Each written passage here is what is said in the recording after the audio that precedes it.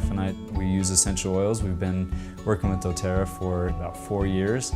The last year, I've gotten a lot into the Aromatouch, and I've had the great opportunity to go to different countries and to share with a lot of different people the Aromatouch technique.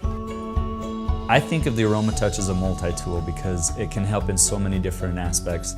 If I can see someone that's having a rough day or that is looking for some way to calm down, it's definitely a way that someone can take the technique into someone's home and take advantage of what it has to offer. And everybody faces things that are going on in their lives, whether it's with work or with family or whatever.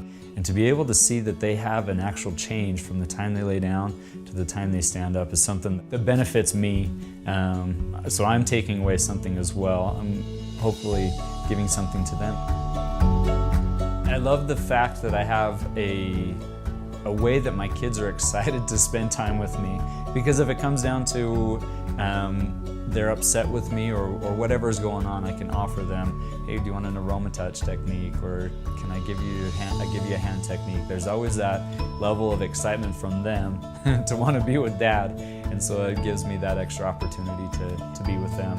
And not even talking about the other opportunities and other blessings that come from giving the technique.